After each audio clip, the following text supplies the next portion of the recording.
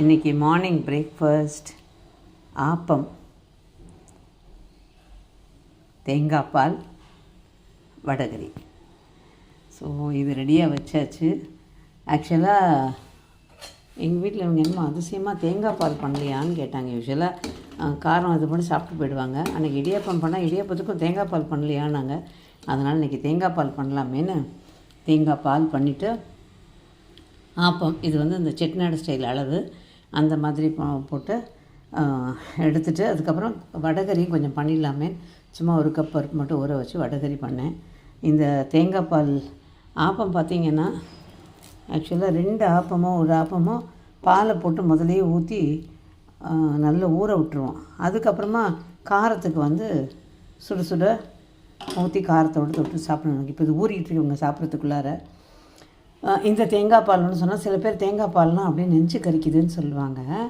இது தேங்காய் பால் நெஞ்சு கறிக்காமல் இருக்கிறதுக்கு என்ன பண்ணுறது? யூஸ்வலாக தேங்காய் சர்க்கரை ஏலக்காய் போட்டு நல்லா அரைச்சி 2 முறையாக பால் எடுத்துட்டு அதுக்கப்புறமா பேக்கெட் பால் எடுத்து அதை வந்து காய்ச்சி ஆற வச்ச பாலை இதோடு சேர்த்துக்குவோம்.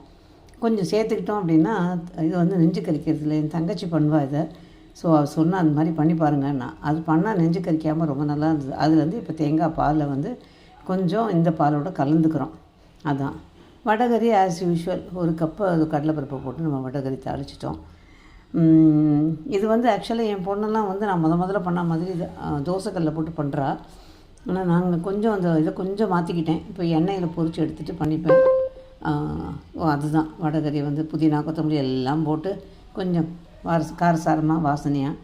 இந்த ஆப்பத்துக்கு பார்த்திங்கன்னா 3 கப்பு புழுங்கலரிசி, 1 கப்பு பச்சரிசி, அதோட கூட 1/2 கப்பு உளுந்து, 1/2 கப்பு ஜவ்வரிசி, 1 டீஸ்பூன் வெந்தயம். ஜவ்வரிசி மட்டும் தனியாக ஊற வச்சிடணும். மற்றதெல்லாம் ஒன்றா ஊற வச்சுட்டு அரைக்கும் போது எல்லாம் ஒன்றா சேர்த்து ஜவ்வரிசியோடு சேர்த்து நல்லா நைஸாக அரைச்சிட்டு உப்பு சேர்த்து புளிக்க வச்சிடணும். கொஞ்சமாக உப்பு போட்டுக்கணும். ஏன்னா நம்ம இனிப்பு பண்ணுறோம் இல்லையா, அது பாருங்கள் இந்த மாவு இந்த மாதிரி இருக்கும். தண்ணியாக வச்சுக்கணும். வேணும்னா ஒரு சிட்டிகை ஆப்பசோட ஊற்றுற போது போட்டுக்கலாம். ஆனால் கொஞ்சம் சர்க்கரை ஒரு துளி சர்க்கரை போட்டுட்டு மாவை கரைச்சிக்கிட்டோன்னா நல்லாயிருக்கும். இந்த மாவுலேயே குழி பணியாரமும் பண்ணிக்கலாம்.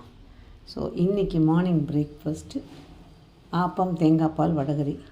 உங்கள் வீடுங்களில் என்ன அப்படிங்கிறத சொல்லுங்கள். அதுக்கு முன்னாடி என்னோடய பிறந்தநாள்னு சொல்லி அந்த இதை ஒரு சின்ன ஷார்ட்ஸ் போட்டிருந்த போது வாழ்த்தின அத்தனை அன்பு உள்ளங்களுக்கும் என்னோடய மனமார்ந்த நன்றிகள் பல. எவ்வளோ அழகாக எவ்வளோ இதுவாக வாழ்த்திருந்தீங்க. பிளெஸ்ஸிங்ஸ்ன்னு வேறு சில பேர் கேட்டிருந்தீங்க.